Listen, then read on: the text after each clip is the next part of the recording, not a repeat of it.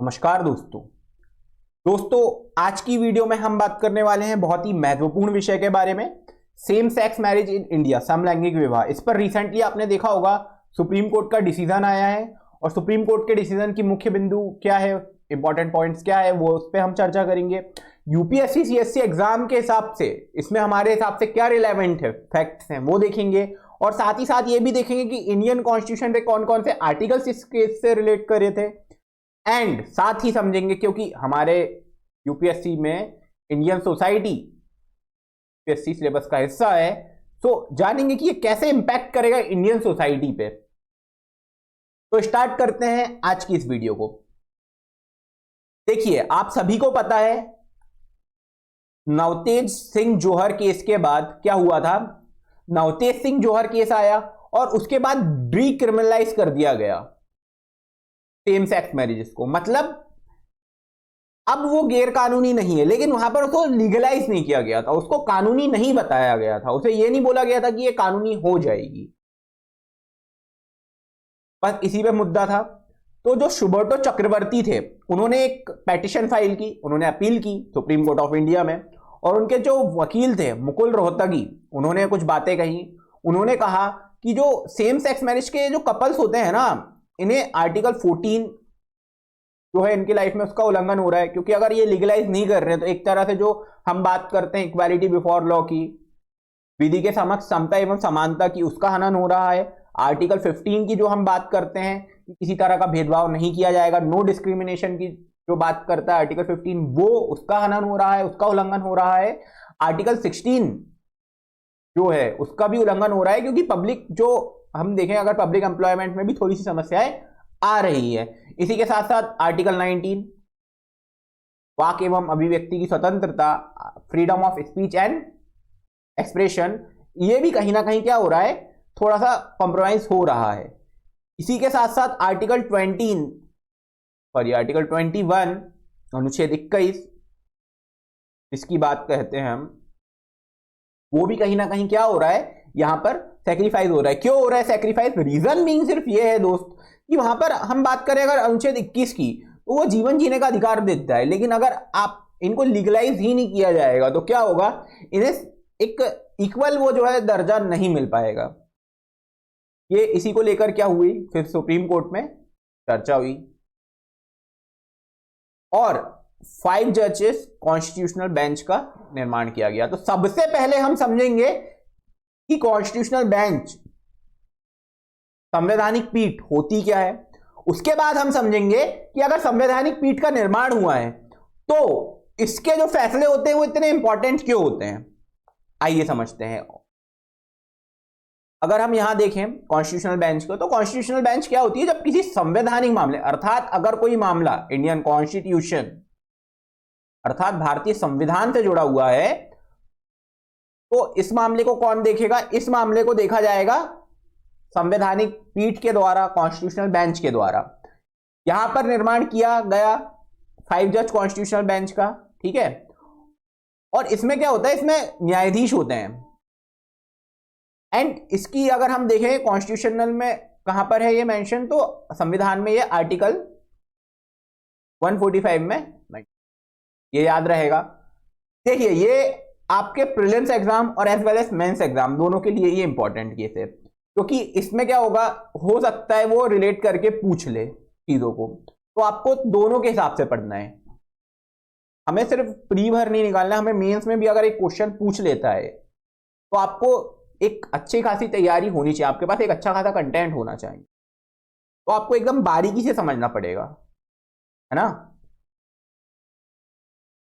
अब यहां पर 5 जज बेंच का क्या हुआ, गठन किया गया, जिसमें कौन कौन थे, जो chief justice of India DY Chandrachud साहब थे, जस्टिस संजय किशन कौल थे, एस रविंद्रन भट्ट थे, सीमा कौली थी एंड पीएस नरसिम्हा। अब इसमें मुद्दे क्या क्या थे। एक मुद्दा था कि क्या सेम सेक्स मैरिजेस को भैया जो है इसको क्या हम स्पेशल मैरिज एक्ट में रख दें, जिसमें इंटर रिलीजन मैरिजेस की बात की जाती है, इंटरकास्ट मैरिजेस की बात की जाती है, क्या उसमें रख दें। दूसरा मुद्दा था कि जो राइट टू प्राइवेसी की बात की गई है पुट्टा स्वामी केस में, उसका हनन हो रहा है क्या कहीं ना कहीं, जो सेम सेक्स मैरिज वाले कपल है उनके लिए। और जो एडॉप्शन का राइट्स जो होता है वो नॉर्मल कपल्स के पास होता है, तो क्या जो सेम सेक्स मैरिज वाले कपल हैं इनके पास ये राइट नहीं होना चाहिए? इसी पे चर्चा चली और हम समझेंगे पॉइंट बाई पॉइंट कि क्या डिसीजन निकल के आया। लेकिन उसके पहले हमें एक चीज समझना पड़ेगा, ये स्पेशल मैरिज एक्ट होता क्या है। स्पेशल मैरिज एक्ट 1954 है क्या, और इस पे थोड़ी सी चर्चा करते हैं। फिर हम क्या करेंगे, पॉइंट बाई पॉइंट एक एक चीज को समझेंगे, जानेंगे कि क्या बात की गई है उसमें। तो समझते हैं। तो अगर हम बात करें विशेष विवाह अधिनियम, क्योंकि हिंदी माध्यम के भी बहुत से दोस्त हैं वो भी पढ़ते हैं, उनके लिए मैं ये चीज कर देता हूं कि अधिकतर कंटेंट में हिंदी में ही भी अवेलेबल कराता हूं। मेरी वॉकैब हिंदी और इंग्लिश दोनों रहती है, ताकि जो दोनों मीडियम के लोग हैं वो चीजों को समझ पाए। अगर हम यहां पर समझें तो स्पेशल मैरिज एक्ट में अगर कोई दो पर्सन्स हैं वो अपोजिट सेक्स के हैं, और अगर कोई भी रिलीजन के हैं, कोई भी रिलीजन मैटर नहीं करता कि उनके रिलीजन सेम है यानी उनकी कास्ट सेम है यानी, वो इसके अंतर्गत क्या कर सकते हैं, विवाह कर सकते हैं, मैरिज कर सकते हैं। ठीक है।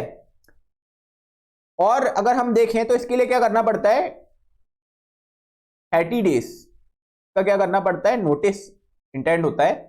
जो मैरिज ऑफिसर होता है, लाइक जैसे कि जो डीएम ऑफिस होता है जिले में, मेनली वहीं किया जाता है, तो वहां पर 30 डेज बिफोर क्या होता है, ये नोटिस देना पड़ता है। और अगर मान के चलो किसी को ऑब्जेक्शन हो तो 30 दिन के अंदर में उसमें क्या किया जा सकता है, ऑब्जेक्शन राइज किया जा सकता है ना। तो ये जो लाया गया था गवर्नमेंट के लिए, क्यों लाया गया हुआ, क्योंकि आपको देखने को मिल रहा था कि उस समय क्या हो रहा था, इंटरकास्ट मैरिजेस वगैरह उस समय बहुत रिजिड थी, अगर हो नहीं पा रही थी, एक तरह से राइट्स खत्म हो रहे थे, काफी ज्यादा दिक्कतें हो रही थी। और एक तरह से एक ऐतरा भी था कि जो कास्ट सिस्टम काफी ज्यादा रिजिड हो चुका था, उसको थोड़ा सा नॉर्मलाइज किया जाए इंटरकास्ट मैरिजेस के द्वारा, उसको प्रमोट करके। अब हम समझते हैं पॉइंट वाइज पॉइंट, ये जो जजमेंट आया है इसमें हमें क्या क्या मुख्य बिंदु जो हैं ध्यान में रखने हैं, जो इंपॉर्टेंट पॉइंट्स है। सबसे पहली बात, जो सुप्रीम कोर्ट ने कहा, क्या कहा, जो एलजीबीटी कम्युनिटी है ना, इज नॉट ओनली अर्बन, ये एक तरह से क्या कह सकते हैं, ये महानगरों की बस परेशानी नहीं है, ये महानगर में बस नहीं हो रहा है, ना ही ये कह सकते हैं कि उच्च वर्ग, या फिर ये कह सकते हैं हाई क्लास या हाई मिडिल क्लास का इशू नहीं है, ये इलाइट क्लास का इशू नहीं है।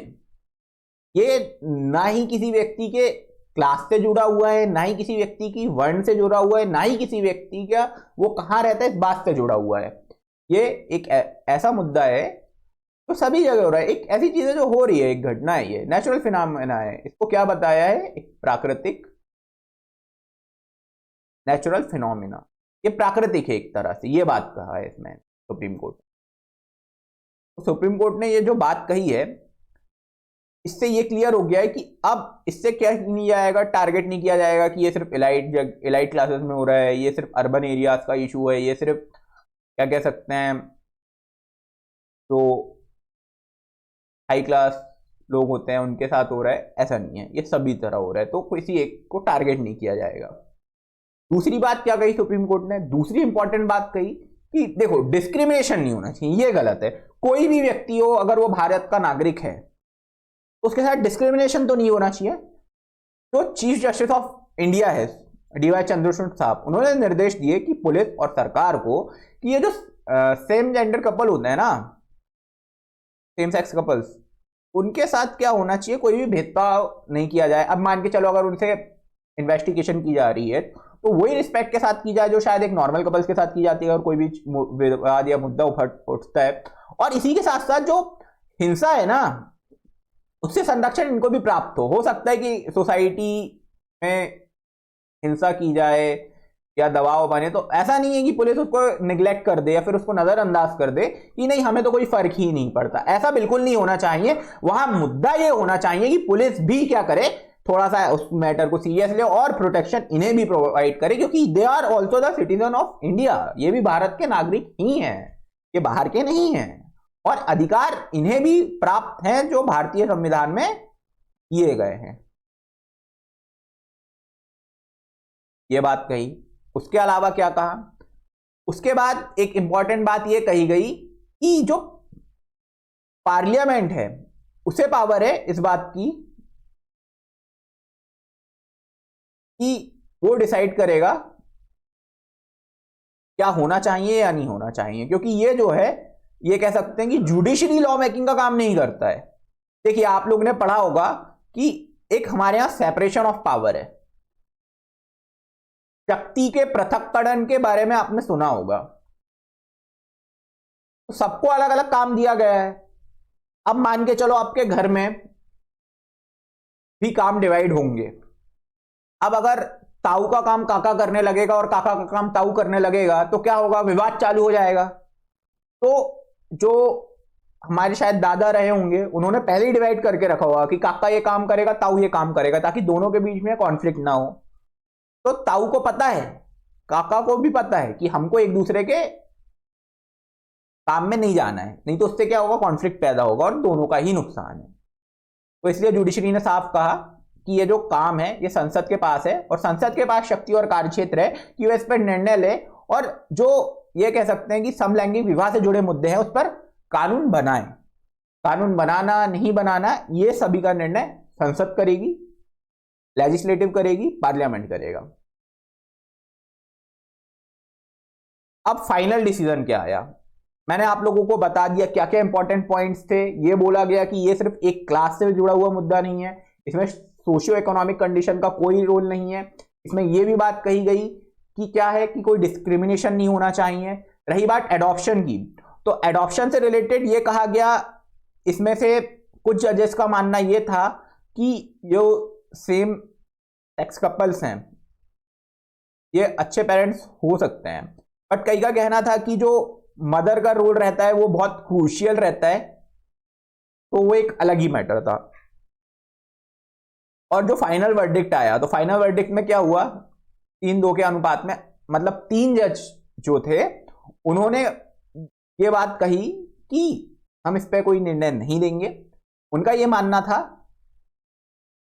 कि ये जो बात है ये पार्लियामेंट में जानी चाहिए, और इसी के साथ साथ उनका ये बात में मानना बिल्कुल सही था, क्योंकि ये हो सकता है माइट भी ये इंडियन सोसाइटी के लिए एक प्रॉब्लम क्रिएट कर सकता है। इस पर विचार विमर्श के बाद निर्णय लिया जाएगा, संसद इस पर विचार विमर्श करे संसद के कार्य क्षेत्र में। लेकिन इस बात का पूरा ध्यान दिया गया कि जो एलजीबीटीक्यू कम्युनिटी के लोग हैं वो लोगों को किसी भी तरह की समस्या ना हो, कोई तरह का भेदभाव ना किया जाए उनके साथ, ऐसा ना हो कि समाज में हीन दृष्टि से देखा जाए। अस्पृश्यता जिसको कहा जाता है ना, वैसा कुछ नहीं होना चाहिए। आर्टिकल 15 जो है वो सभी के लिए अवेलेबल है। इस पे अगर हम बात करें तो चीफ जस्टिस डीवाई चंद्रचूड़ और जस्टिस कौल एक तरफ से का मानना था कि माइट बी लीगलाइज के तरफ हम देखें, और जस्टिस एस रविंद्र भट्ट, हिमा कोहली, पीएस नरसिम्हा इन्होंने एग्री इस बात से नहीं किया था, क्योंकि ये भी बात जरूरी थी। और इस केस में हमने कुछ जो मुख्य बिंदुओं की चर्चा करी उसको आप ध्यान में रखिएगा। इसके अलावा आप लोग एक काम और कर सकते हो, जितने भी आर्टिकल्स हैं वो बहुत अच्छे से पढ़ लेना, क्योंकि वो आर्टिकल से भी रिलेट करके पूछ सकता है कि आर्टिकल इसमें कौन कौन से, जैसे कि अगर हम बात करें आर्टिकल अगर 21 की बात करें तो इसमें हमने बहुत से केसेस देखे हैं। पुट्टा स्वामी केस देखा है, पुट्टा स्वामी केस में हम उसमें राइट टू प्राइवेसी ऐड की गई थी कि इसके अंतर्गत ही आता है, इन्फर्ट राइट है वो, गरिमामय जीवन का अधिकार फिर कहां से आया। इसमें आप जैसे आर्टिकल 21 देखो तो इसमें आप देख सकते हो ए.के. गोपालन केस के बारे में, इसमें आप देख सकते हो मेनका गांधी केस के बारे में, इसमें आप देख सकते हो पुट्टा स्वामी केस के बारे में। तो ये जो केसेस है इसको भी आप थोड़ा सा पढ़ लीजिएगा, क्योंकि प्री के जो क्वेश्चंस आ रहे हैं उसकी आप देखोगे ना, ये तो एकदम अलग ही नेचर का क्वेश्चन आ रहा है। ऐसा नहीं है कि नॉर्मली क्वेश्चन आ जा रहा है ना। उसके लिए आपको क्या होना, एक तो अगर आपको प्रीलिम्स की प्रिपरेशन करनी है, प्रीलिम्स के लिए आपका सबसे पहले क्या होना, आपका स्टैटिक स्ट्रांग होना, प्लस जो फैक्ट्स हैं ये तो आपने कर लिया है, लेकिन आपको क्या थोड़ी सी कॉन्सेप्चुअल अंडरस्टैंडिंग होना। जब तक आपके कॉन्सेप्ट क्लियर नहीं होंगे तब तक आपका प्रीलिम्स निकलना बहुत ही कठिन हो जाएगा, मार्क माय वर्ड, बहुत ही कठिन हो जाएगा। इसी के साथ एंड करते हैं आज की इस वीडियो को। अगर आपको वीडियो अच्छी लगी हो तो लाइक कीजिए, शेयर कीजिए और चैनल को सब्सक्राइब करना बिल्कुल मत भूलिए। Bye, have a good day.